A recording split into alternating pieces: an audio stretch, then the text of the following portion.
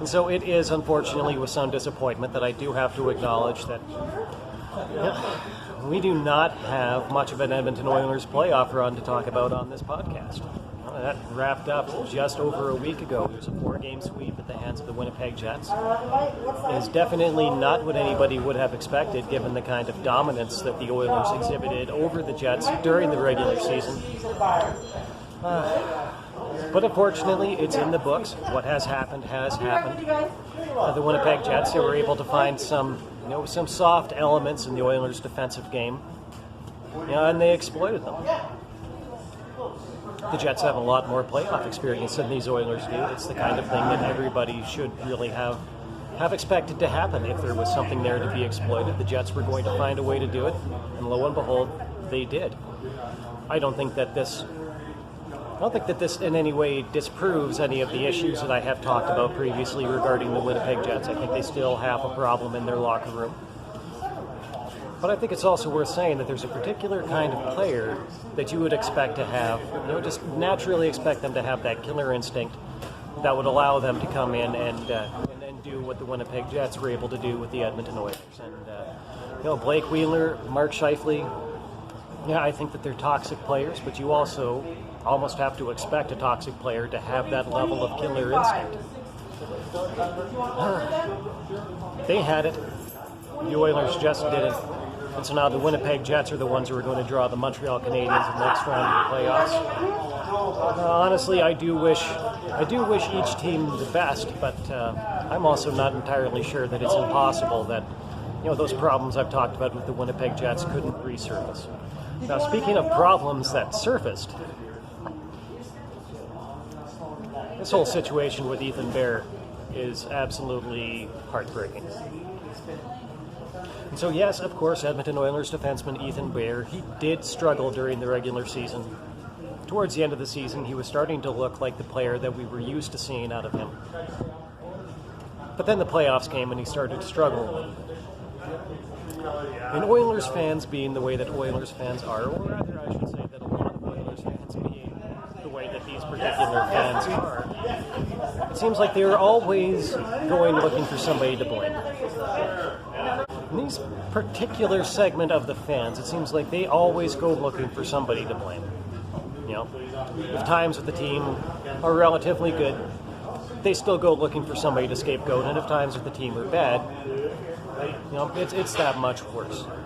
And this year, the player that they seem to have chosen for that was Ethan Bear. And unfortunately, it just did not end with the end of the season, and with the end of the playoffs. A lot of these fans, they took it upon themselves to send what were described as a lot of racist comments to Ethan Bear over social media. And I have to say that as much as I wish I could say that I don't believe it, I do believe it. I quite easily believe it. I saw a lot of that, on some particular Edmonton Oilers fan groups on Facebook. One in particular, there was quite a bit of that. And I actually, at one point, I pulled the guy effectively, out of a conversation, took him into a Facebook Messenger conversation. I said to himself, "Hey man, what's going on? Like, why do we talk to each other like this on this Facebook group? We're all supposed to be fans. We're supposed to get along. We're all supposed to be friends." And the guy says to me, "It's like, well, I get angry about this particular topic because I'm tired of seeing all this racist stuff that's directed at Ethan Bear." And I had to sit there and say to myself, you know what? He's right. I mean, I wasn't trying to give him shit when I pulled him into that little side conversation, but I kind of wanted to talk things out with him to see if we could maybe cool things down on that Facebook group a little bit. Because God knows that the administrators and the moderators, they weren't doing that. They were just letting everybody kind of do whatever they wanted. Unless it happened to be, posting content that they created and legally owned, in which case somehow that was verboten. For some reason that, actually I did get a pretty good explanation of that, within the last week or so. I'll share that briefly at the end of this segment, but in the meantime, I'm just going to go on and talk about this other thing. And so I had kind of seen it myself. I had talked with some of the people that were seeing it a lot more because this particular individual, he was First Nations. And so he's a good deal more sensitive to that sort of thing than I would be. and reasonably so. So it was out there, it was happening. And as much as the scapegoating behavior that I've kind of witnessed, pretty much over the entire time that, the internet has been a good way to interact with the rest of the fandom, so to speak, as much as the scapegoating has always kind of bothered me, we are well beyond scapegoating now. But really, I think that the same problems apply. It reminds me of a long time ago. I actually had the opportunity to do an interview with Corey Cross, and it was for the Lloydminster local newspaper, and it was after he had been traded away to the Edmonton Oilers. And so they traded him to Pittsburgh, and then Pittsburgh traded him to Detroit, and I got to meet up with him while he was playing for Detroit. Got to be in the Red Wings locker room, interviewing him about the experience of moving on to another team after being with what was basically his hometown team for quite a few years. And one thing that he said to me in that conversation that has always stuck with me and has always kind of formed my opinion around these sorts of issues was he said that, whatever was wrong with that team, it wasn't just me. But a lot of the fans kind of insisted on acting as if he was the only thing that was wrong with that team. And now we're in the same situation now, looking back on this season. Whatever may have been wrong with the Edmonton Oilers this season, it wasn't Ethan Bear. Ethan Bear is just one player, and a team is a team. There's all kinds of guys that you could look at as having a hand in the disappointing turnout of this season. Long before you got to Ethan Bear. You could look at guys like, you could ask yourself, why was it that Dominic Cahoon, that he didn't show the kind of chemistry with Leon Draisaitl that we had hoped that he would when we signed him? Guys like Kyle Turris. They brought in Kyle Turris specifically because they thought that he was going to add some additional offensive punch to the third line, and that just wound up not happening. After a while, they just stopped playing him. Tyler Ennis. We hoped that we were going to see the same player season long that we did in the play-in series against Chicago last year. I should say, before Ennis got hurt in that series. And we had flashes of that, but really not enough. So really, what was the problem with the Edmonton Oilers this year? It wasn't Ethan Morrow. It really was a number of different players. And that shouldn't surprise you, because this is a team sport we're talking about.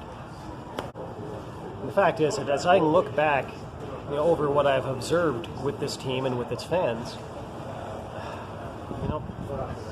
that is something that holds up every single time you look at these players that were scapegoated. Sometimes the players that were kind of singled out as the guy to blame for everything that was going on with the team, quite frequently they were actually pretty good players. Maybe good players struggling under what we call like a negative team environment, struggling on a team that was struggling. But you're talking about guys like Gilbert Brulé. He actually played pretty well for the Oilers, and I think that his statistical performance bears that out. But he was basically made out to be like he was some kind of piece of crap. Dustin Penner was another guy that was singled out like that. Of course, we already mentioned Corey Cross. Justin Schultz, he went on and he won 2 Stanley Cups with the Pittsburgh Penguins. So obviously he could not have been what was wrong with that team while he was still on the team, but he was treated as if he was. So like I said before, if all we're talking about is just the scapegoating of players, we're already into the territory of some very foolish behavior. But also, as I mentioned before, we are well beyond that now. And from the perspective of a fan, this is something that I just can't make sense. Okay, I think if you're not a racist, you don't really understand racism. I think that it's something that is very difficult to make sense. People try and do it in all sorts of different ways, but in my opinion, it doesn't really work. But here's the most nonsensical thing of it, is that you're saying that you're a fan of this team. But then, as soon as you get a result that you don't like, you go out and you spout all this bile, up against one particular player who happens to be a person of color. So obviously you're not being very loyal to the team at that point, because that's something that we talk about as fans. We talk about our loyalty to our team. We talk about that as what makes us such good fans. We kind of, we qualify ourselves and we rank ourselves based on how loyal we are. Well, if you're sending one of the players a bunch of racist crap, you're not a very loyal fan. Not just to that player, but you have to think to yourself,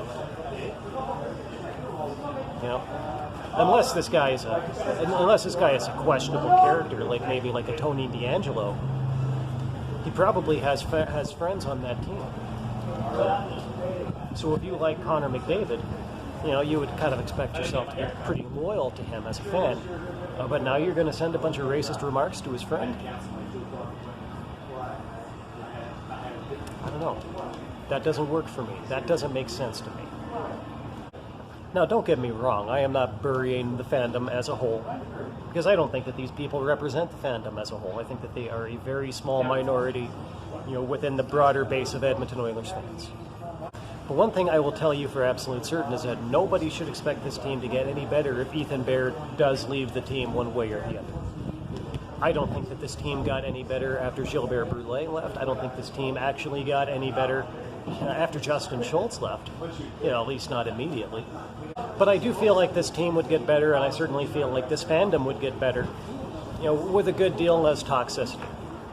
And what is, racism directed towards the players, what is that other than a form of toxicity within this fandom? I don't really believe in this whole idea of quote-unquote of toxic fandoms. I think that's something that a small number of power-hungry people kind of use to try to garner influence, over other people that really they don't deserve and they haven't earned. But I think that we are seeing some toxicity within this particular fan base. I don't know how to solve that, but I do know that it has to go long before Ethan Bear goes.